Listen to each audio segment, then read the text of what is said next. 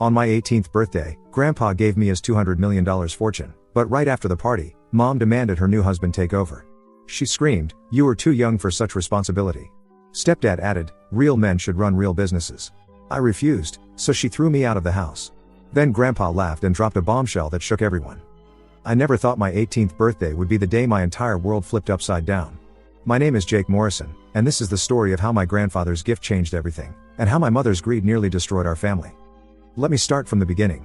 My grandfather, William Morrison, built Morrison Industries from nothing.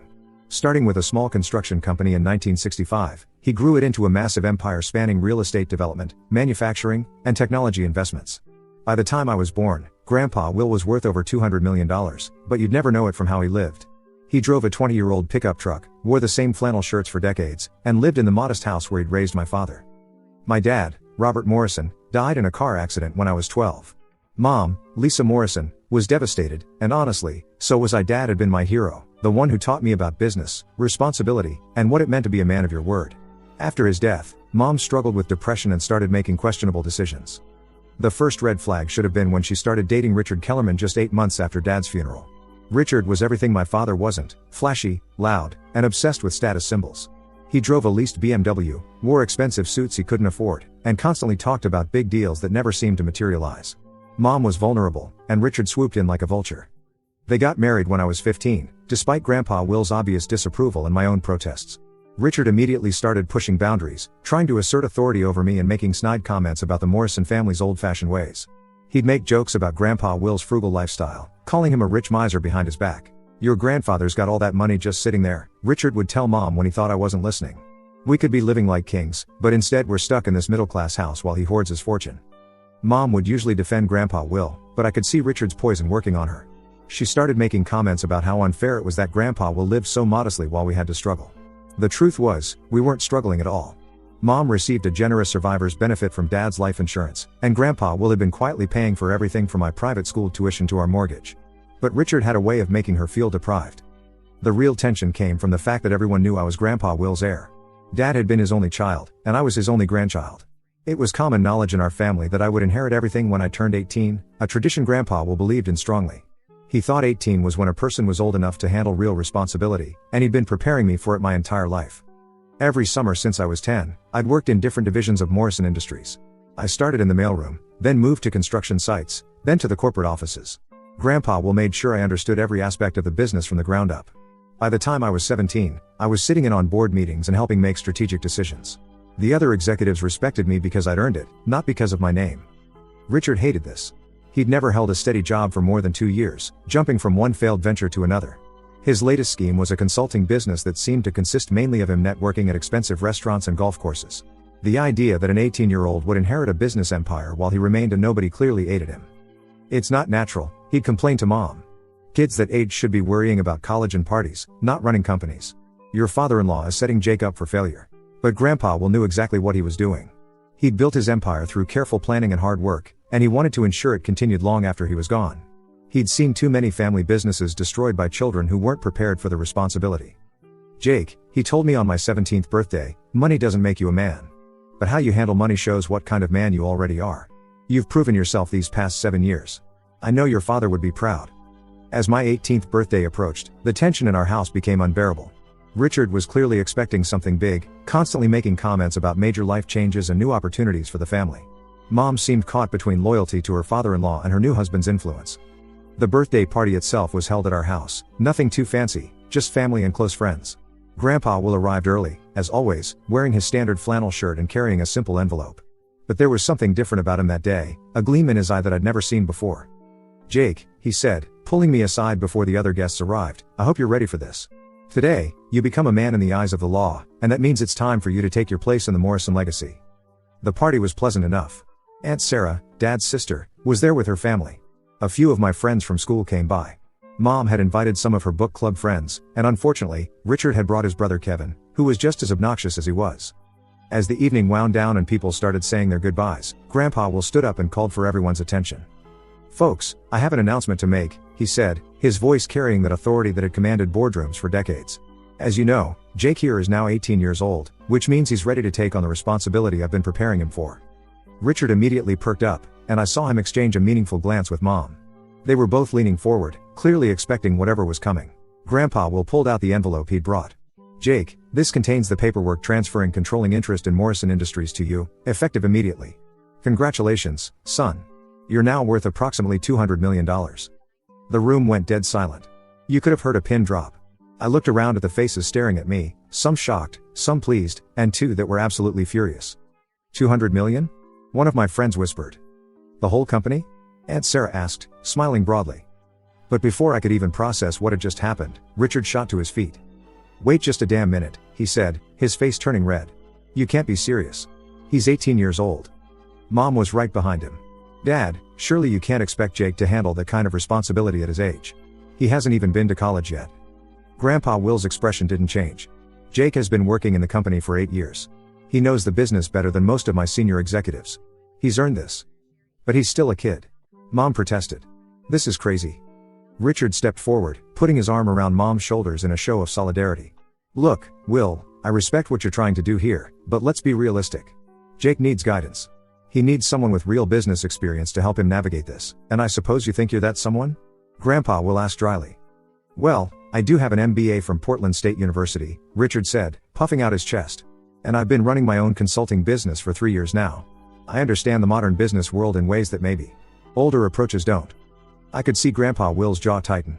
He'd started with nothing and built an empire, while Richard couldn't even keep a steady job. The decision is made, Grandpa Will said firmly. Jake is now the majority owner of Morrison Industries. That's when things got ugly. After the guests left, Mom and Richard cornered me in the kitchen. The transformation was shocking. Mom's face was twisted with an anger I'd never seen before, and Richard looked like he was about to explode. You're not keeping that money, Mom said, her voice shaking with fury. You're too young for such responsibility. You'll ruin everything your grandfather built. Your mother's right, Richard added, stepping closer to me. Real men should run real businesses. You think because you spent a few summers filing papers and fetching coffee, you understand what it takes to manage a $200 million empire? I stood my ground. I've been training for this my entire life. Grandpa Will believes I'm ready, and I believe I'm ready. Believe? Richard laughed harshly. Kid, belief doesn't mean shit in the real world. You know what happens to trust fund babies who get too much too fast? They crash and burn, taking everyone else down with them. I'm not a trust fund baby, I said. I've worked for this. Worked? Mom's voice was getting shriller. You've played it working. You've never had real responsibility, never had to make payroll, never had to make decisions that affect hundreds of employees. Actually, I have, I said calmly. I've been sitting in on board meetings for 2 years. I helped design the expansion strategy for our Seattle division. I personally negotiated the contract with Henderson Manufacturing last month. Richard's face was getting redder. Those were supervised exercises. Playtime. You had training wheels on. The training wheels are off now, I said. That's when Mom dropped the bombshell I should have seen coming. Fine, she said, her voice turning cold. If you won't be reasonable, if you won't let Richard help guide you through this transition, then maybe you need to learn some hard lessons about responsibility. What are you talking about? You're 18 now, Jake. An adult. Adults don't live in their parents' houses. Adults pay their own way. She crossed her arms. If you think you're man enough to run a company, you're man enough to find your own place to live. I stared at her, shocked. You're kicking me out? We're encouraging you to embrace your newfound independence, Richard said with a nasty smile. After all, you're worth $200 million now. You can afford your own place. Mom, this is crazy. This is my home. This is my home, she corrected. Mine and Richard's. And we've decided that having a stubborn teenager who thinks he knows better than adults isn't healthy for our marriage. I looked back and forth between them, seeing strangers where I'd once seen family. You're doing this because I won't hand over control of the company to Richard. We're doing this because you need to grow up, Mom said. Maybe spending some time in the real world will teach you about responsibility. Fine, I said, my voice steady despite the hurt and anger boiling inside me. I'll pack my things. Good, Richard said. And Jake? When you're ready to be reasonable, when you're ready to accept some adult guidance, we'll be here to help. I spent the next hour packing everything I owned into suitcases and boxes. Mom didn't come to help or say goodbye. Richard actually had the audacity to stand in my doorway and watch, as if making sure I didn't steal anything. As I loaded my car, I realized I had nowhere to go. I'd been so focused on the business aspects of my inheritance that I hadn't thought about the practical implications. I was 18, had $200 million in assets, but no actual cash on hand and no place to sleep. I sat in my car for a moment, trying to process what had just happened. 3 hours ago, I'd been celebrating my birthday with family. Now I was homeless, kicked out by my own mother because I wouldn't hand over my inheritance to a man who'd spent 3 years manipulating her. My phone buzzed with a text from my friend Marcus. Dude, what happened after we left? My mom saw you loading your car and said it looked like you were moving out. I stared at the message, not sure how to respond. How do you explain that your mother chose her husband's greed over her own son? How do you tell people that inheriting $200 million somehow made you an outcast in your own family? I decided to drive to the 24-hour diner downtown to think. As I pulled out of the driveway, I caught a glimpse of Mom and Richard through the kitchen window. They were having what looked like an intense conversation, with Richard gesturing wildly and Mom shaking her head. Part of me hoped she was having second thoughts, but another part of me knew that Richard had probably spent the last hour convincing her that kicking me out was the right thing to do. The diner was nearly empty when I arrived, just a few truckers and late shift workers grabbing coffee. I ordered a burger and fries I wasn't hungry for and tried to figure out my next move. I could afford a hotel room, but I'd need to access my accounts first, and that would have to wait until business hours. I could call Aunt Sarah, but she lived 2 hours away and had her own family to worry about. The waitress, an older woman named Betty who'd been working there since I was a kid, refilled my coffee cup and gave me a concerned look. "You okay, honey? You look like someone stole your dog." I managed a weak smile. "Just some family stuff." "Family stuff's the worst kind," she said sympathetically. "Blood's supposed to be thicker than water, but sometimes it feels more like oil and water, just won't mix no matter how hard you try." Her words hit closer to home than she probably realized. As I sat there, I started thinking about everything that had led to this moment. The signs had been there for years, but I'd chosen to ignore them. Richard's constant comments about the family money. Mom's gradual shift from defending Grandpa Will to questioning his decisions. The way Richard would light up whenever the subject of inheritance came up. I pulled out my phone and scrolled through old text messages, looking for clues I'd missed. There was a message from Mom from last month. "Richard thinks you should consider taking some business classes before you inherit anything. He says young people need more preparation for big responsibilities." At the time, I dismissed it as typical parental concern. Now I could see Richard's influence in every word. There was another message from 2 weeks ago. "Your grandfather's getting older, Jake. Richard and I are worried about what happens if something happens to him and you're not ready. Maybe we should talk about having some kind of backup plan?" I'd responded with a joke about Grandpa Will being too stubborn to die, but now I wondered if that message had been Richard's way of testing the waters. My phone rang, startling me out of my thoughts. It was Aunt Sarah. "Jake, honey, what's going on? I just got a very strange call from your mother." I felt a wave of relief at hearing her voice. "Aunt Sarah, it's complicated. Did Mom tell you about the inheritance? She said something about your grandfather giving you control of the company, and that you and Richard had some kind of disagreement." She sounded upset. "Richard wanted me to sign over control to him. When I refused, they kicked me out of the house." The silence on the other end of the line lasted so long I thought the call had dropped. "They did what?" Aunt Sarah's voice was sharp with disbelief. "Mom said I needed to learn about adult responsibility. Richard said real men should run real businesses, not kids." "Jake, where are you right now?" "Morrison's Diner on 5th Street. Stay there. I'm coming to get you." "Aunt Sarah, you don't have to." "Like hell I don't. You're my nephew, and no child of mine is spending the night in a diner because adults can't act right. It's a 2-hour drive. Then I better get started. Order some pie and coffee and wait for me." The line went dead, and I felt tears prick my eyes. At least someone in my family still cared about me. I was finishing my second cup of coffee when another familiar face walked through the door. Tom Bradley, one of Grandpa Will's senior executives, spotted me and came over. "Jake? What are you doing here so late?" Tom had been with Morrison Industries for 15 years and had been one of my mentors during my summer internships. He was a straight shooter who'd never treated me like just the boss's grandson. "Hey, Tom. Just needed some time to think." He slid into the booth across from me. "This wouldn't have anything to do with your birthday party tonight, would it? Your grandfather called me about an hour ago." "He did?" Tom nodded. "He wanted me to know about the ownership transfer. Said there might be some family drama and to keep an eye on things at the office tomorrow." I laughed bitterly. He was right about the drama part. "Want to talk about it?" So I told him everything. About Richard's demands, about Mom's ultimatum, about being kicked out of my own home. Tom listened without interrupting, occasionally shaking his head in disgust. "Jake, I'm going to tell you something, and I want you to listen carefully," he said when I finished. "I've been watching you work for the past 8 years. You're not some spoiled rich kid playing at business. You're sharp, you're dedicated, and you understand this company better than executives twice your age. Richard seems to think I'm just a kid who got lucky. Richard's an idiot. I've met him at a couple of company Christmas parties. He spent the whole time asking inappropriate questions about our profit margins and trying to network with people way above his pay grade." Tom leaned forward. "Here's what I think happened tonight. Richard saw his chance to get his hands on a fortune, and when you didn't roll over, he convinced your mother that you needed to be taught a lesson. But here's the thing, your grandfather didn't just hand you $200 million and walk away. He's been preparing you for this your whole life, and the company sale to Berkshire was already planned. He was testing everyone to see how they'd react."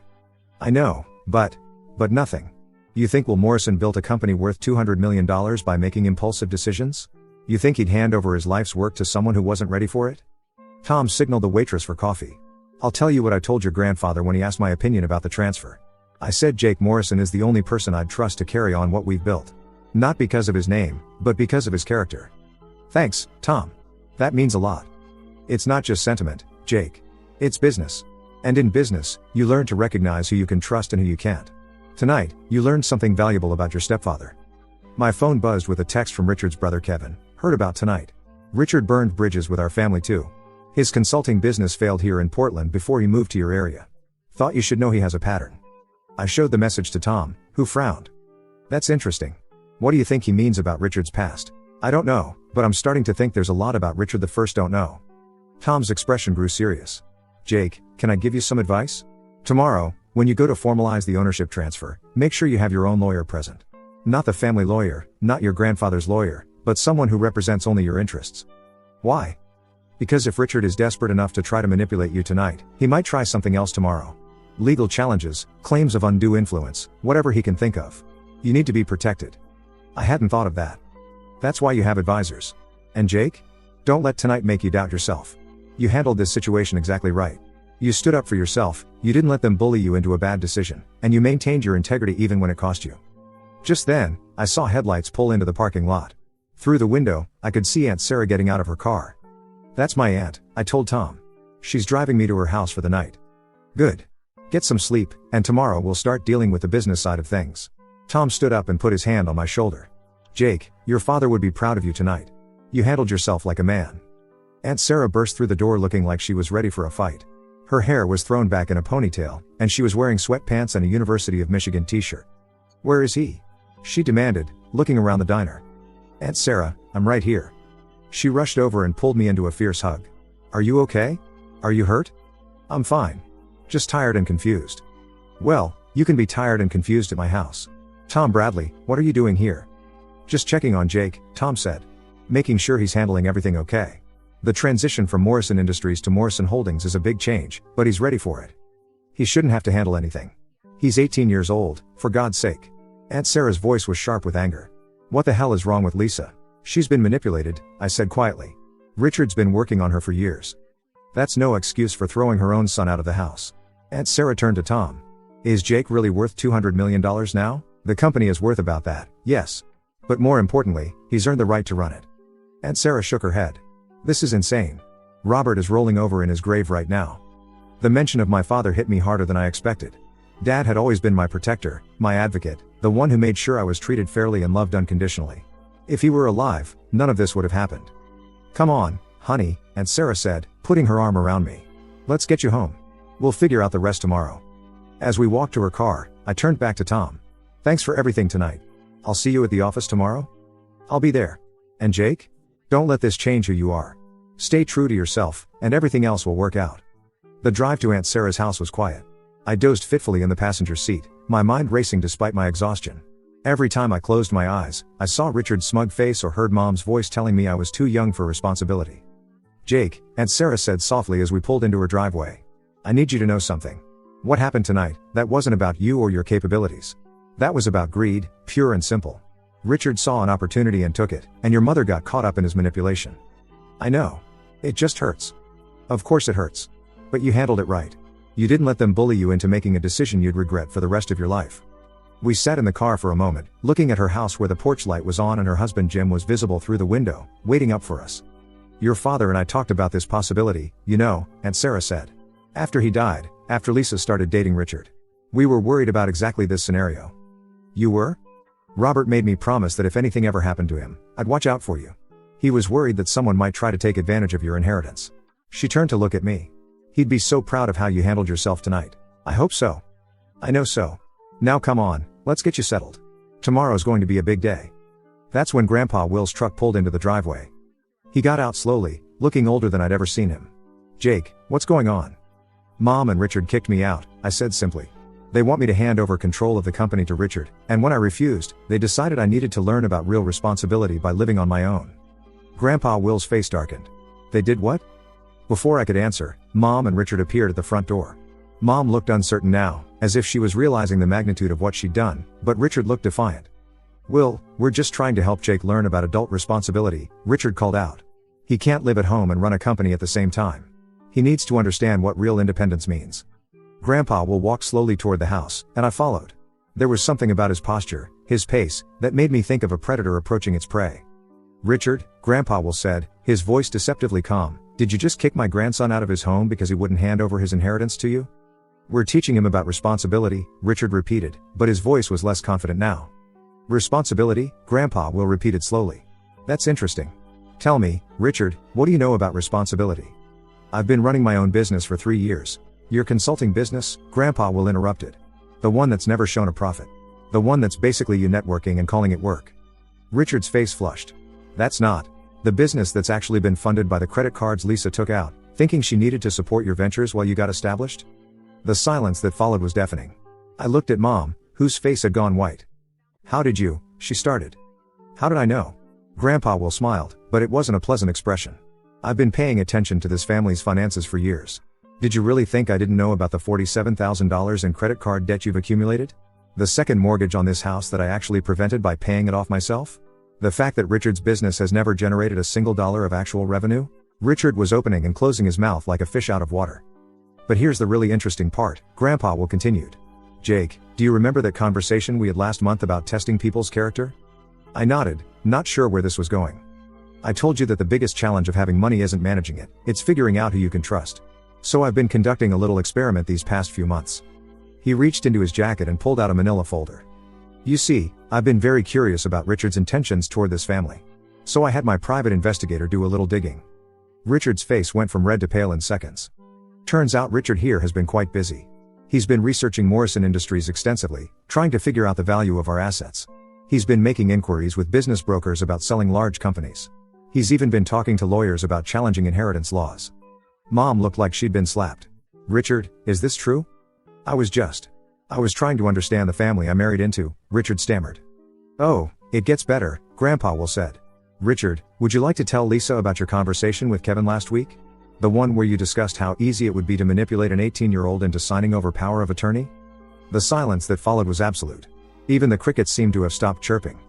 Or maybe you'd prefer to discuss your backup plan? The one where you divorce Lisa as soon as you get control of the company, keeping half the assets in the settlement? Mom's sharp intake of breath was audible. You were planning to divorce me? Richard looked trapped, his eyes darting between Mom and Grandpa Will. That's not. You're twisting things. Am I? Grandpa Will opened the folder and pulled out several sheets of paper. These are copies of emails between you and your brother Kevin. Would you like me to read them aloud? No, Richard said quickly. I think Lisa deserves to hear this, Grandpa Will said. Kevin, this is from 3 days ago, the kid's turning 18 soon. Once he gets the inheritance, it's just a matter of convincing Lisa to pressure him into giving me control. The boy's soft, he won't want to hurt his mother. Once I have legal authority, I can restructure everything, sell off the profitable divisions, and by the time anyone realizes what's happening, I'll be set for life. Mom's legs seemed to give out, and she sat down hard on the front steps. But wait, Grandpa Will continued, there's more. Richard's response, don't worry about Lisa. She's been easy to manipulate since her husband died. Once I have the money, I can find a reason to end the marriage. She'll get half of what I have at that point, which will still be more than she's ever had, so she won't complain too much. That's enough, Richard said, his voice barely above a whisper. Oh, I'm just getting started, Grandpa Will said. Jake, this is important for you to hear. Richard, would you like to tell my grandson about your plan to have him declared mentally incompetent if he refused to cooperate? My blood ran cold. What? Grandpa Will consulted the papers. It's all right here. Richard researched the legal requirements for having someone declared unfit to manage their own affairs. The plan was to claim that giving a teenager $200 million was evidence of my mental decline, and that Jake's refusal to accept guidance was evidence of his immaturity and poor judgment. I felt sick. This wasn't just greed, this was a comprehensive plan to destroy my family and steal everything Grandpa Will had built. Mom was crying now, her head in her hands. Richard, how could you? I trusted you. I loved you. Richard finally seemed to realize that his schemes had been completely exposed. His shoulders slumped, and the fight went out of him. Lisa, I care about you, but you have to understand, this kind of money changes everything. I was trying to protect us. Protect us? Mom's voice was filled with disbelief. You were planning to divorce me and steal from my son. The money was going to tear this family apart anyway, Richard said desperately. I was just trying to make sure we all got something out of it. That's when Grandpa Will started laughing. It started as a chuckle, then grew into a full-blown belly laugh that echoed through the quiet neighborhood. "Oh, Richard," he said, wiping tears from his eyes. "You beautiful, greedy fool. You want to know the really funny part about all this?" He looked at me with twinkling eyes. "Jake, remember what I told you about testing people's character?" I nodded. "Well, this whole thing, the birthday announcement, the inheritance transfer, all of it, it was a test." Everyone stared at him. "You see, I've been planning my retirement for years, and I needed to know who I could trust with my family's future. I needed to see how people would react when real money was on the table." He pulled out another set of papers from his jacket. "The documents I gave you tonight, Jake, they're real. You do now own controlling interest in Morrison Industries. But what Richard doesn't know, what none of you know, is that I've been restructuring the company for months." Grandpa Will's smile was almost predatory now. "You see, Morrison Industries, the company Richard has been researching, the $200 million empire he's been scheming to steal, that company was restructured months ago." The silence was deafening. 3 months ago, I sold the original Morrison Industries to Berkshire Consolidated for $800 million. But I didn't just pocket the money and retire. Mom gasped. Richard's face went white as a sheet. "The company Jake inherited tonight is Morrison Holdings, the new entity I created to manage our family's investments. I used $200 million from the sale to create this new company, liquid assets, real estate, diversified investments. The remaining $600 million? That's in a trust that will benefit Jake, Lisa, Sarah, and future generations of our family. Clean, manageable wealth that can't be stolen by con artists." I stared at him. "Grandpa, what are you saying?" "I'm saying, son, that you passed the test. When faced with pressure from family, when threatened with losing your home, you stood your ground and refused to be manipulated. You proved that you have the character to handle real responsibility." He looked at Richard with disgust. Unlike some people, who showed their true colors the moment they smelled money. Richard finally found his voice. You planned this? All of it?" "I planned to test everyone's character when real money was involved. The sale to Berkshire was already in motion before tonight, they wanted the company, and I was ready to step back. But I needed to know who I could trust with the family's future. I didn't plan for you to be quite so spectacularly greedy and stupid about it, but that was enlightening." Grandpa will turn to Mom, his expression softening slightly. "Lisa, I'm disappointed in you. But I understand that you've been manipulated by a skilled con artist. You made poor choices, but they came from a place of love and vulnerability, not pure greed." Mom was sobbing now. "Dad, I'm so sorry. I don't know what came over me. The thought of Jake having all that responsibility, all that pressure." And Richard kept saying, "I know, sweetheart. Richard is very good at making people believe what he wants them to believe. But you need to understand something, this house you thought you were going to lose? I've owned it for 3 years. The mortgage you thought you had? I paid it off when Robert died. The debt you've accumulated trying to fund Richard's lifestyle? I've been covering it through a trust account." He looked at Richard. "The only thing you succeeded in doing tonight was exposing yourself as a fraud and a thief. Congratulations." Richard stood up abruptly. "I don't have to listen to this." "Actually, you do," Grandpa Will said calmly. "Because I have a few more documents to share with you." He pulled out yet another set of papers. "These restraining orders and legal documents were prepared weeks ago, after my investigator confirmed your true intentions. I've been waiting for the right moment to use them. This," he continued, "is a restraining order preventing you from coming within 500 feet of any member of my family or any property owned by Morrison Holdings." Richard's mouth fell open. "This is a lawsuit for fraud, filed against you personally. The evidence I've gathered shows a clear pattern of deception and manipulation designed to gain access to family assets. You can't. And this," Grandpa Will said, pulling out a final document, "is an eviction notice. You have 48 hours to remove your belongings from this house. After that, anything you leave behind becomes property of the homeowner, which is me." Richard looked around wildly, as if seeking support or escape. Finding neither, he pointed a shaking finger at all of us. "You people are crazy. You're all crazy. Lisa, you'll regret this. When you're old and alone, remember that I was the only one who tried to help you." "Help me?" Mom stood up, her tears replaced by anger. "You were planning to steal from my son and then divorce me. I gave you the best 3 years of your life," Richard shouted. "You gave me debt and lies." Mom shot back. Richard stormed toward his BMW, then stopped and turned back. "This isn't over. I have rights. We're married, I'm entitled to half of everything." Grandpa Will smiled. "Actually, Richard, you might want to review the financial agreements you signed before the wedding. My lawyer was very thorough in explaining the asset protection clauses, though he used terms like mutual financial security and family wealth preservation." Richard was shaking now. That's fraud. You tricked me. I protected my family from a con artist.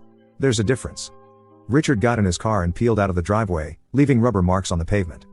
In the silence that followed, the three of us stood there processing everything that had happened. "Grandpa," I said finally, "I have about 1 million questions." He chuckled. "I'm sure you do. But first, Lisa, are you okay? Mom wiped her eyes and nodded slowly. I think so. I feel like I've been sleepwalking for 3 years and just woke up. Richard is very good at what he does, Grandpa Will said gently. He identifies vulnerable people and tells them exactly what they want to hear. You're not the first person to fall for his act, and unfortunately, you probably won't be the last. How long have you known? Mom asked. I suspected something was wrong about 6 months after the wedding. Richard was asking too many questions about the business, making too many comments about my outdated approach to wealth management. So I hired a private investigator. He put his arm around Mom's shoulders. The hardest part was watching him manipulate you and knowing that if I confronted him too early, he'd just become more careful and harder to catch. So you let him think he was succeeding? I let him think he was succeeding while I gathered evidence and prepared for this moment. Tonight was always going to be the night we found out who Richard really was. I shook my head in amazement. So the whole thing, the inheritance, the family drama, everything, it was all planned? Not all of it, Grandpa Will said. The inheritance is real, Jake. You really do now control $200 million in assets. That part wasn't a test, that was always the plan for your 18th birthday. But the company, I sold Morrison Industries because I'm 78 years old and tired of running construction projects and manufacturing operations. The new structure is much simpler to manage, which means you can focus on learning about investments and wealth management instead of trying to run a complicated business empire. He smiled at me. Plus, this way, when people try to manipulate you for your money, and they will, you'll have liquid assets that are much harder to steal or mismanage. What happens now? Mom asked. Now we rebuild, Grandpa Will said. Lisa, you're going to file for divorce from Richard tomorrow. My lawyer will handle everything, and given the evidence we have, it should be quick and clean. And Richard? Richard has 48 hours to get his belongings and leave. After that, he'll be dealing with the lawsuit and trying to figure out how to pay for a lawyer with no money and no credit. Grandpa Will looked at both of us. The most important thing is that we're family, and family takes care of each other. Lisa, you made mistakes, but you made them because you were grieving and vulnerable. Jake, you showed real character tonight by standing up for what was right, even when it cost you. I still can't believe this is real, I said. It's real, son. And tomorrow, we start teaching you how to manage it properly. But tonight, let's just go inside and talk about what really matters, which is that we're all safe, we're all together, and we've learned who we can really trust. As we walked into the house, I realized that my 18th birthday had indeed changed everything, but not in the way I'd expected. I'd gained $200 million in assets, but more importantly, I'd learned valuable lessons about family, trust, and the power of careful planning. Richard's scheme had failed spectacularly, but in a way, I owed him a debt of gratitude. His greed had revealed his true character and forced me to prove my own. And Grandpa Will's careful orchestration of the whole situation had shown me what real wisdom looked like. 6 months later, Richard's lawsuit against us was dismissed, and he was forced to pay court costs and attorney fees. The divorce was finalized, and Mom kept the house and a small settlement. Richard moved back in with his brother Kevin, where he belongs. I enrolled in business school part-time while learning to manage my inheritance. Grandpa Will remained as my advisor, teaching me about investments, philanthropy, and the responsibilities that come with wealth. But the most important lesson I learned that night wasn't about money or business, it was about family, integrity, and the importance of surrounding yourself with people who love you for who you are, not what you have. And sometimes, when I'm feeling overwhelmed by the responsibility of managing $200 million, I remember that night when everything seemed to fall apart, and I smile. Because it wasn't falling apart at all, it was all part of a plan to build something stronger. That's the thing about real family, they'll test you, challenge you, and sometimes even let you think you're on your own. But in the end, they're always there, making sure you become the person you're meant to be. Richard learned that lesson the hard way. And honestly, I couldn't be happier about it.